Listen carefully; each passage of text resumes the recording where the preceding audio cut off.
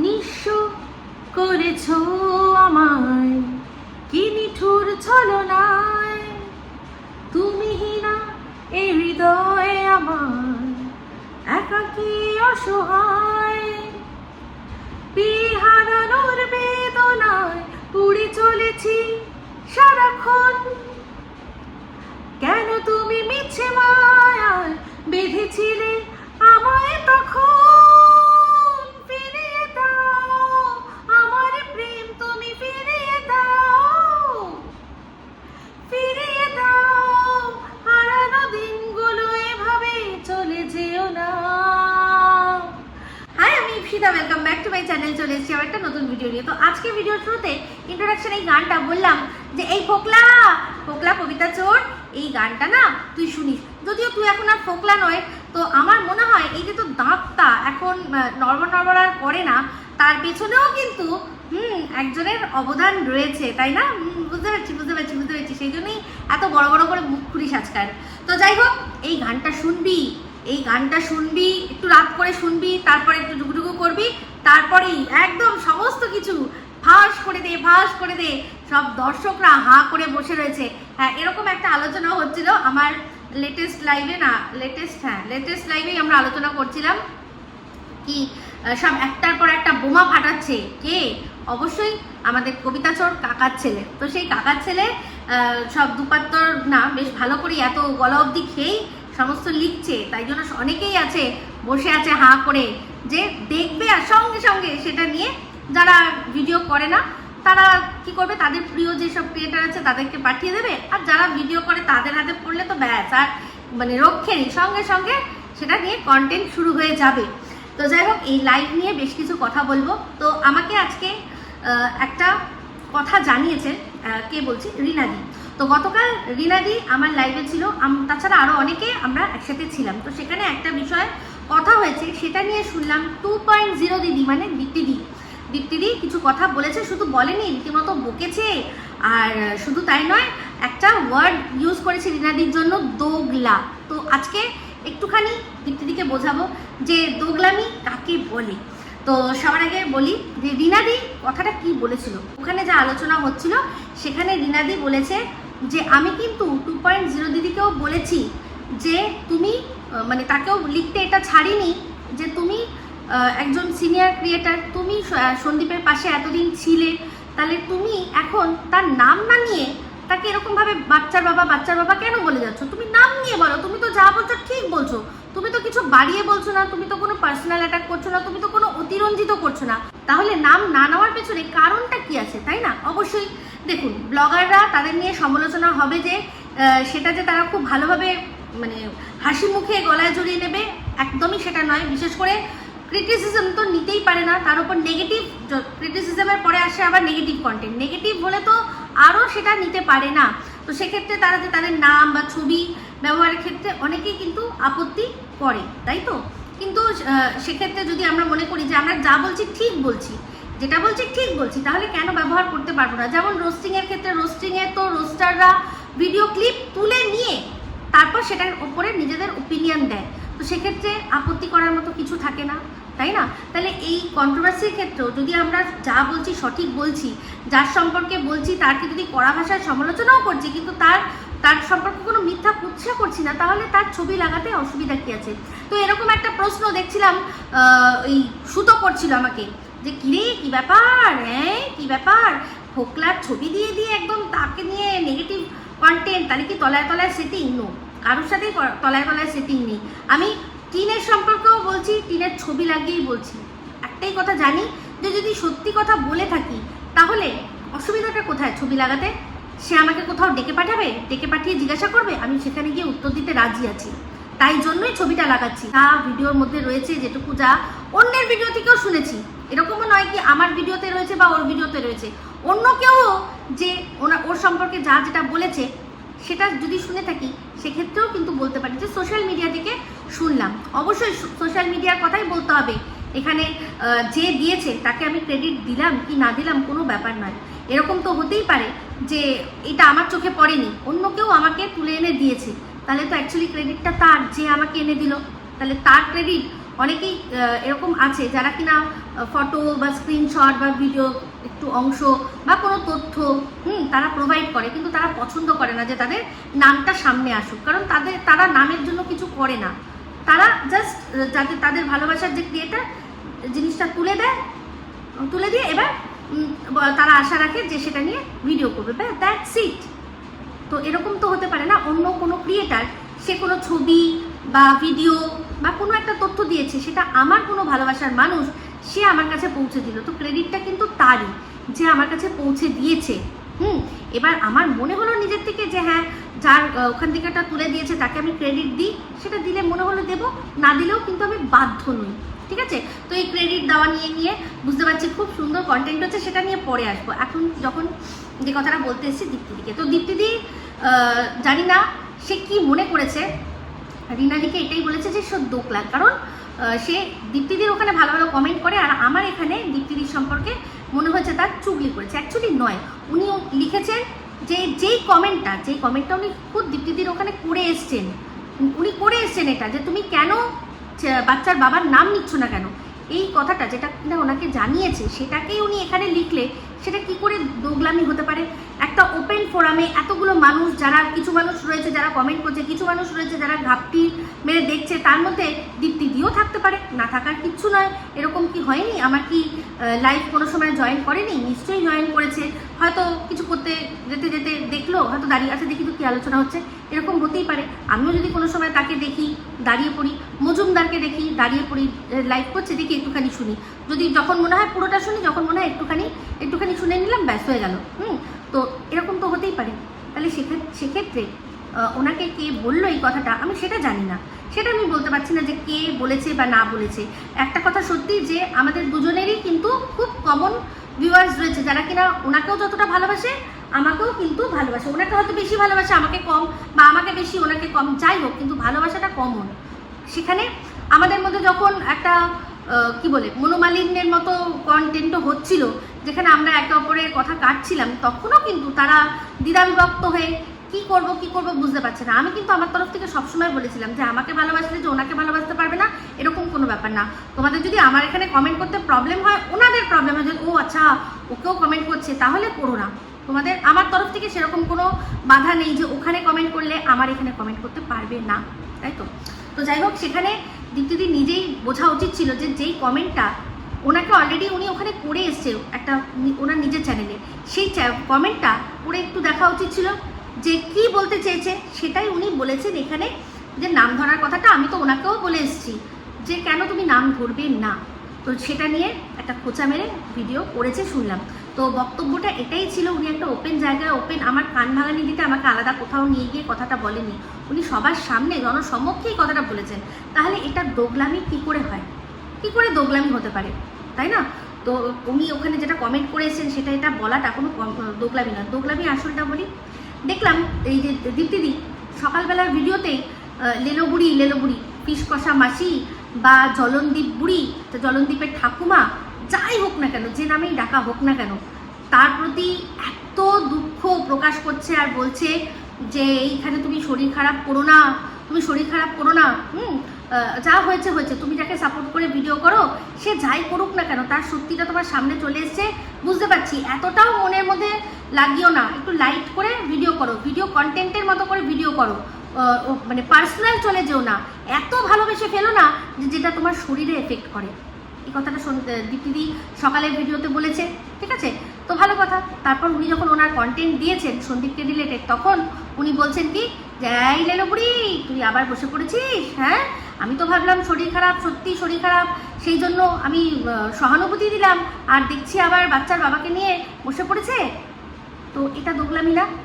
যখন তাকে সহানুভূতি দেওয়ার জন্য, তার শরীর খারাপ লাগছে দেখেছি, সহানুভূতি দিচ্ছি, ব্যাস হয়ে গেছে, মানে তাহলে কি তাকে শরীর খারাপটা নিয়েই সারাক্ষণ বয়ে চলতে হবে আর তাকে কি করতে হবে, সারাক্ষণ কেঁদে কেঁদে ভিডিও করতে হবে? সেরকম তো কোনো ব্যাপার নেই, তো এই যে ইমোশানগুলো, সেই ইমোশানগুলো নিজেকে ধরে রেখে তারপর ব্যবহার করতে হয়। এই যে সন্দীপের ক্ষেত্রে উনি যেটা করেছেন, যে ইমোশনটা ধরে রেখে কি করেছে না, বাচ্চার বাবাকে একটার পর একটা উইদাউট প্রমাণ উনি যা নয় তাই বলে গেছে।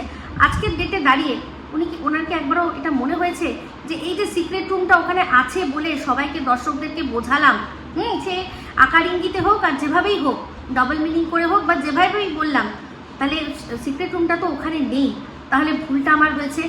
কতগুলো মানুষ যারা হয়তো আমাকে দেখে তারা হয়তো ভেবেছে যে ওখানে সত্যি রয়েছে।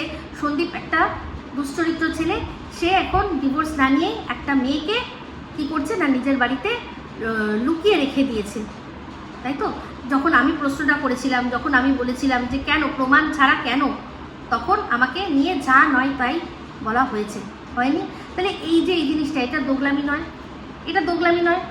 এক মুহূর্তে একজনকে সহানুভূতি দিয়ে আবার পর মুহূর্তেই তাকে যা নয় তাই বলা, এটা দোগলামি নয়? অবশ্যই করে এটা দোগলামির খাতাতেই পড়বে। যদি রিনাদিরটা দোগলামি মনে হয়, রিনাদি যা করেছে ওপেন টু অল করেছে, ওপেন টু অল করেছে। তো সেখানে জাস্ট এই একটা বলা কথাটা, সেটা আমার মনে হয় না এটাকে এত হাইলাইটেড করা উচিত। তো সবার আগে যেটা আমি শুনেছিলাম, মজুমদার বলেছিল যে আমি নাকি চিল মানে কাক কান নিয়ে চলে গেছে, সেই শুনে আমি নাকি কাকের পিছনে দৌড়াই, আমি কানে হাত দিয়ে দেখি না। তো ওনারও ভালো করে বোঝা উচিত ছিল যে দেখি তো কোন হিসাবে, কোন কনটেক্সটে এই কথাটা এসছে, কারণ উনি তো আমাকে খুব ভালোভাবেই কমেন্ট করেন, ওনার তো এরকমভাবে আমাকে নিয়ে কোনো কথা বলার দরকার নেই। তো খারাপ ওখানে কিচ্ছু লেখা ছিল না, এটাই বলেছিল যে তুমি নাম কেন ধরছো না, নাম নিয়েই বলো। ওরা দিনের পর দিন দীপ্তিদি একটা কথা বলে গেছে যে যে কারণে ক্যাথাকে সাপোর্ট করতে পারিনি, সেই কারণেই বাচ্চার বাবাকে সাপোর্ট করতে পারবো না। ক্যাথাকে সাপোর্ট করতে পারিনি কেন? কারণ ক্যাথা পরকীয়া করছে, তাই তো? তো তার প্রমাণ আমরা কোত্থেকে পেয়েছি? যখন সে নিজে সেটা স্বীকার করে নিয়েছে, তার আগে অবধি সবটাই অনুমান ছিল, সে নাম আসুক ধাম আসুক, তার গোষ্ঠীর ষষ্ঠী সমস্ত কিছু চলে আসুক, তার ক্যারেক্টারের পুরো চচ্চড়ি রান্না করে আমাদের কেউ সামনে পরিবেশন করে দিই, কিন্তু আমরা তবেই বুক ফুলিয়ে বা অধিকার নিয়ে টিমকে কিছু বলতে পেরেছি যখন ও নিজে স্বীকারোক্তি দিয়েছে যে নিজের কমিউনিটির মাধ্যমে। সন্দীপের তরফে কি সেরকম কিছু ছিল? এই যে মেয়েটি যার সাথে সন্দীপের নাম জড়ানো হয়েছিল, সেই মেয়েটি কি নিজের চ্যানেলে বা অন্য কারোর চ্যানেলে গিয়ে কখনো কোনো রকমভাবে এরকম একটা ইঙ্গিত বা আভাস দিয়েছে যে হ্যাঁ সন্দীপের সাথে তার প্রেম ঘটিত সম্পর্ক ছিল? যেমন কি না এই যে আমাদের ফোকলা যেমন অন্যান্য চ্যানেলে গিয়ে বুঝিয়েছে যে আমি ওকে রেখে দিয়েছি, মানে ও এখন আমার আশ্রয় আশ্রিতা, মানে এবার রেখে দিয়েছি মানে বোঝো কি, সেটা ভেঙে বলেছে এই দালাল কি বলেছে না ওরা লিভ ইন করছে, এরকম আরো অনেক বলে দিয়েছে, পরিষ্কার করে দিয়েছে। কিন্তু এইরকম কিছু কি সন্দীপের তরফ থেকে সন্দীপ কোনো স্বীকারোক্তি দিয়েছিল না? যে মেয়েটির নাম জড়িয়েছে সে কোনো স্বীকারোক্তি দিয়েছে বা কোনো ইঙ্গিত দিয়েছে? মেয়েটিও কিন্তু বারবারই বলেছে যে তোমরা উল্টো ভেবো না, উল্টো কোনো সম্পর্ক নেই, একটা মানুষের সাথে একটা মানুষের কথা বলতেই পারে, একটা মানুষ একটা মানুষের থেকে হেল্প নিতেই পারে, একটা মানুষ একটা মানুষের ভালো বন্ধু হতেই পারে, তাতে আপত্তি কি আছে? কি করে ক্যাথা আর সন্দীপ এক হয়ে গেল? কোনোভাবেই তো এক হয়ে গেল না। কিন্তু দোগলামিটা এবার বলি যে যখন এই ওকে সাপোর্ট করতে পারবো না, কিসের জন্য মুখে বলতে পারছি না, কিন্তু জানি সিক্রেট রুম ওখানে রয়েছে আর ওখানে ঝিমি রয়েছে, কারণ কেউ আমাদেরকে সিক্রেটলি সেটা বলছে, ঠিক আছে? সেই জন্য পারবো না, সাপোর্ট করতে পারবো না। কিন্তু যখন পরবর্তীকালে দেখা গেল সেই বললো যে না এরকম কোনো সিক্রেট রুম নেই ওই পাশের দেশ থেকে, ওখানে নেই, সিক্রেট রুম রয়েছে সেই মেয়েটির সিক্রেট রুম, তার জীবনে সিক্রেট রুম থাকতে পারে, তার জীবনে সিক্রেট বন্ধু থাকতে পারে, তার জীবনে সিক্রেট অনেক কিছু থাকতে পারে, সেটা সন্দীপের সাথে মিলিয়ে দেওয়ার তো কোনো মানে হয় না, না? কিন্তু দিনের পর দিন সেটা করা হয়েছে। সেইগুলো করে করে আজকে দেখলাম যে লেলোপুরিকে আবার দীপ্তিদি নিজেই বললো, লেলোপুরি আর তাছাড়া আরো অনেককে বললো যে বেশ করেছে বাচ্চার বাবা যা খুশি তাই দেখাবে, বেশ করেছে বাচ্চার বাবা যা খুশি তাই দেখাবে ব্লগের মধ্যে, সেটা নিয়ে এত বলতে হবে না। তো সেম তখনই এটা বলা উচিত ছিল যে বেশ করেছে, এমন কিছু আপত্তিজনক জিনিস দেখায়নি, নিজের স্বীকারোক্তি বা ওই মেয়েটির স্বীকারোক্তি দিয়ে তারপর ছায়া বা গলা বা কিছু ইঙ্গিত দিচ্ছে না। একটা মানুষের বাড়িতে একটা মানুষ যেতেই পারে, তখনই দৃঢ় কণ্ঠে বলা উচিত ছিল এই কথাটা যে প্রমাণ ছাড়া কোনো রকম ভাবেই সন্দীপের পাশ থেকে সরছি না, সরবো না, সন্দীপের হেটার্স হয়ে যাব না। তখনই দৃঢ় দীপ্ত কণ্ঠে এই কথাটা বলতে হতো। আজ যে কণ্ঠে বলছে বেশ করেছে বাচ্চার বাবা যা দেখিয়েছে বেশ করেছে, তখন ওটা বললে ভালো লাগতো। তো এটাও কিন্তু এক প্রকার দোগলামি। যদি অন্যকে দোগলামি কথা মানে বলা যেতে পারে, তাহলে নিজের ক্ষেত্রেও শুনতে হবে। আয়নার সামনে দাঁড়িয়ে মুখ ফিরিয়ে নিলে হবে না, তাই না? তো যাই হোক, সব কিছুই কন্টেন্ট হয়ে যায়, সমস্ত কিছু কন্টেন্ট হয়ে যায়। তো চলে আসি এবার এই জিনিসটা আমার মনে হলো এটা নিয়ে আমার বলা উচিত, কারণ আমার লাইভে আমরা একসাথে কথা বলছি যারা, তাহলে সেটাকে নিয়ে যদি পরবর্তীকালে এরকমভাবে কুৎসা রটানো হয়, তাহলে আমার লাইভে আমার অন্যান্য দর্শকরা আসতে গেলে 10 বার ভাববে যে তাহলে এখানে ইপসিটাকে কিছু যদি কমেন্ট করি এটা তো অন্যের কন্টেন্ট হয়ে যাবে, সে একদম ক্লাস নিতে বসে যাবে, সে বকাঝোকা দিতে বসে যাবে। তো যাই হোক, রিনাদি একজন 60+ মহিলা, যে কিনা টিচার, সারা জীবন তার প্রফেশন ছিল টিচার, আর এখনও রয়েছে। ছোট বাচ্চাদের সাইকোলজি, তারপর হচ্ছে গিয়ে বাচ্চাদের কিভাবে বড় করতে হয় সমস্ত উনি খুব ভালো করে জানেন। উনি একজন শিক্ষিকা, সেই শিক্ষিকার ক্লাস নেওয়ার জন্য সত্যিকারেরই কোনো জায়গা ছিল কি না সেটা আগে যে ক্লাস নিয়েছে তাকে বুঝতে হবে। আগে নিজে ভালো করে পড়াটা বুঝতে হবে, তারপর গিয়ে অন্যকে পড়া ধরতে হবে। উনি এমন কিচ্ছু খারাপ কথা বলেননি, কিচ্ছু খারাপ কথা বলেননি। উনি অন্য কোনো চ্যানেলে কি কমেন্ট করেছেন সেটা ওখানে সবাইকে বলতেই পারে, শেয়ার করতেই পারে, কমেন্টটা তো ওপেন আছে, তাই না? তাহলে সেখানেই তো গিয়ে মানুষ দেখতে পারে যে কী এমন নোংরা কথা লিখে এসে এখানে কলার উঁচু করছে যে হ্যাঁ আমি বলেছি, এরকম কোনো ব্যাপার হয়নি। তো যাই হোক, আশা করবো এই বিষয়টা এখানেই এন্ড হবে। তো চলে আসি এবার, সেটা হচ্ছে কি নিয়ে, কার ভিডিও?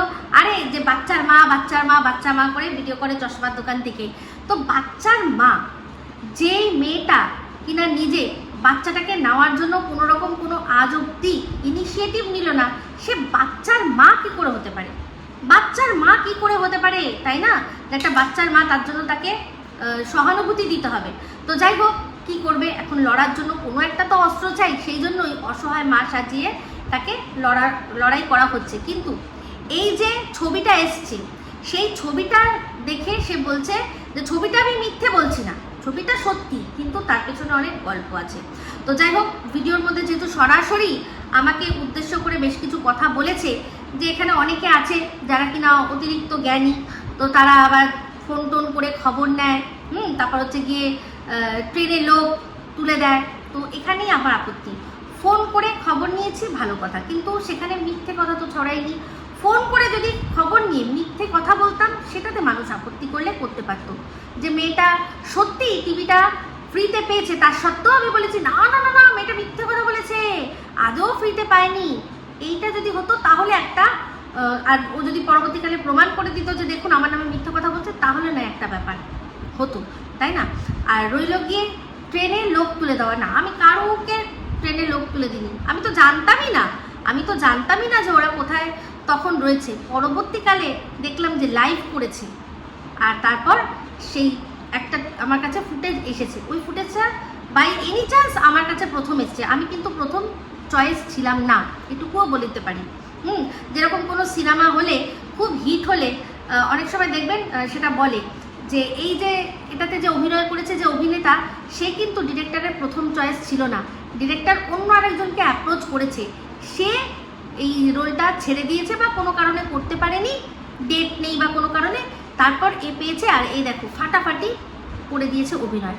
তো এই বিষয়টাও খানিকটা সেরকমই, যে পাঠিয়েছে সে প্রথম আমাকে পাঠাতে চায়নি, আমি ছিলাম তার 3 নম্বর চয়েস। মানে বাই এনি চান্স আর যে দুজনকে যোগাযোগ করেছে তারা যোগাযোগ করতে পারেনি, তারা ফোন ধরেনি, সেই জন্য 3য় নম্বর চয়েসে আমি ছিলাম।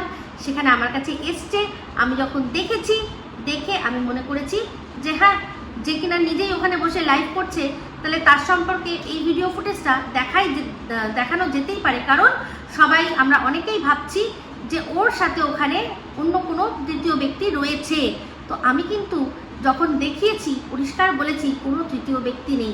আমি যদি সত্যি বলতাম যে তৃতীয় ব্যক্তি আছে আর সত্যি থাকতো না, তাহলে আমাকে নিয়ে এই বিষয়টা নিয়ে বলাটা মানুষের সাজতো লজিক্যালি, কিন্তু আমি তো সেটা বলিনি। আমি যেটা সত্যি প্রথম থেকেই তাই বলেছি, তাই বলেছি। আমি কোনো একটা জিনিসও আমি মিথ্যা কথা বলিনি ওদের সম্পর্কে, তাহলে না আপত্তি করার একটা বিষয় থাকতো। তো যাই হোক, কিন্তু একটা যে প্রশ্ন করলো যে এই যে বিয়ে, এই যে বিয়ে মন্দিরে যে বিয়ের কথা শোনা যাচ্ছে, তো বলছে যে সবাই যারা আছেন আপনারা খবর নিয়ে নেবেন। তার মধ্যে আমাকে দায়িত্ব দিল যে সে তো কলকাতায় থাকে, তাহলে সে কলকাতার কালীঘাটে গিয়ে খবর নিতে পারে যে আমি সত্যি বলছি না মিথ্যে বলছি।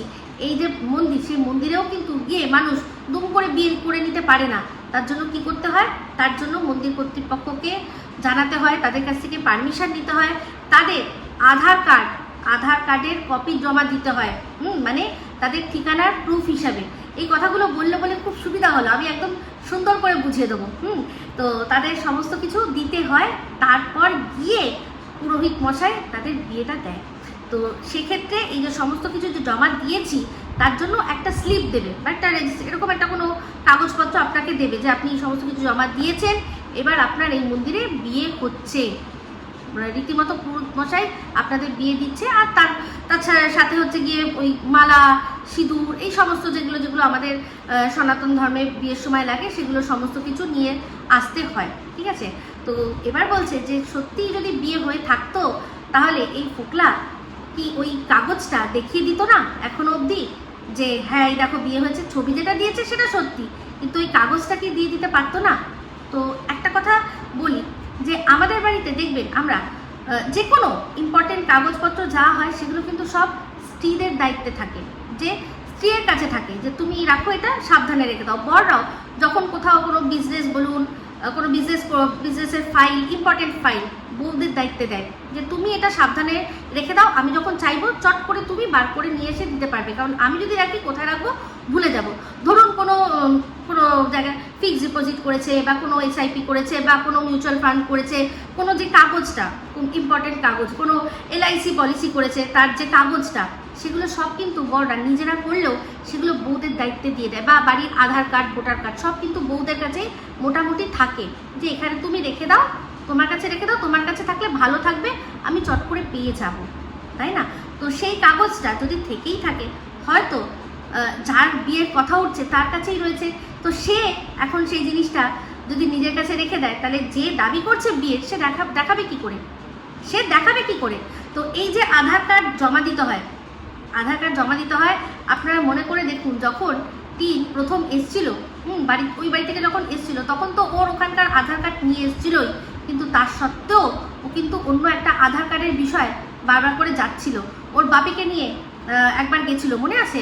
যখন বলছিলাম যে কোন অফিসিয়াল কাজ এরকম হয় যে এত রাত অবধি হয়, হ্যাঁ অনেক অফিসিয়াল কাজ হয় যেগুলো কিনা এই ক্যাফেতে গিয়েই সম্ভব হয়। সেটা কি আধার কার্ডের যে নাম পরিবর্তন, এই সমস্ত কিছু কিন্তু ক্যাফেতে বসেই সম্ভব হয়, অনলাইনেই যেগুলো এখন কিছু সরকারি কাজ সম্ভব, সেরকম একটা কাজ করিয়ে ও কিন্তু সারনেমটা চেঞ্জ করে চক্রবর্তী করেছিল। কারণ মনে করে দেখুন, যখন ওদের বাড়ির পাশে একটা কীর্তন হচ্ছিল, তখন ও গেছিল কি না মালসা দিতে, সেখানে কিন্তু নিজের নাম চক্রবর্তী লিখেছিল।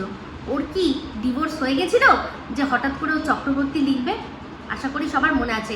সেই সময় মাঝখানে কিছুদিন সিঁদুর তুলে দিয়েছিল, আবার তারপর করেছে। আর দর্শকদের চাপে বলতে বাধ্য হয়েছে যে যেহেতু আমার ডিভোর্স হয়নি, সেহেতু আমি কি করছি না সিঁদুরটা তারই নামে পড়েছি, যেটা শুনে অবশ্যই সন্দীপের যথেষ্ট রাগ হয়েছিল যে আমার নামে সিঁদুর পড়ে রয়েছে তুমি, এখন তোমার লজ্জা করে না কথাটা বলতে, মনে আছে? তো সেই জন্যই বলছি যে পরিষ্কার এটা বোঝা যাচ্ছে যে যে কথাটা আমরা শুনেছি, ফোকলাও বলেছে কি না আমরা গ্রামে থাকি, গ্রামে যদি এখন আমি কাউকে বন্ধু হিসেবে বাড়িতে তো তুলতে পারবো না, পাশাপাশি মানুষ জিজ্ঞাসা করবে যে কী ব্যাপার, একটা এরকম বয়সী মেয়ে, সে তোর বন্ধু, তোর বাড়িতে থাকছে, এটা তো দৃষ্টিকটু। গ্রাম বা মফস্বল বা এইসব জায়গায় দৃষ্টিকটু। এমনকি শহরেও যাদের মধ্যে, যেসব পাড়ার মধ্যে সবার সাথে সবার খুব ভালো মিলমিশ আছে, যারা জানে মোটামুটি একে অপরের বাড়িতে বাটি চালাচালি হয়, তাদের মধ্যেও কিন্তু এই ব্যাপারটা থাকবে যে কি ব্যাপার, কে এসছে। হ্যাঁ, আর যারা আপনি ফ্ল্যাট কালচারে থাকে তাদের কোনো ব্যাপার না, কার বাড়িতে কে আসছে কেউ দেখতেও যায় না। কিন্তু এখনও কিছু পাড়া রয়েছে যে পাড়ায় কিন্তু একে অপরের সাথে কথা হয়।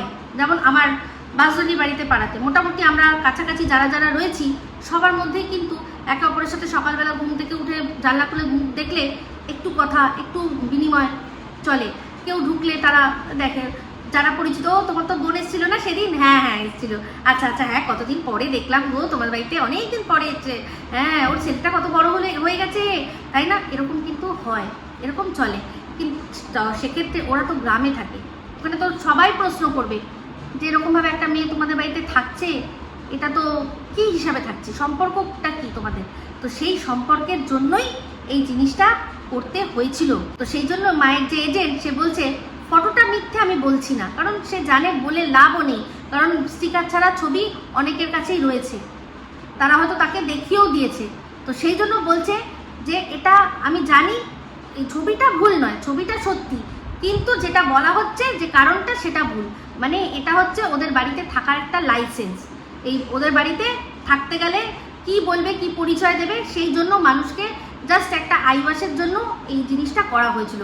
এমনিতেও ওটা আইওয়াশ, কারণ সত্যি কথা বলতে ওটা তো লিগাল কোনো মানে বিয়েই নয়। ওটা যদি হয়েও থাকে, মন্দির কর্তৃপক্ষ না জানে যদি করিয়েও থাকেন, তো তারা তো এটা ভুল কাজ করেছেন, কারণ এ তো মেয়েটি তো ডিভোর্স এখনো হয়নি।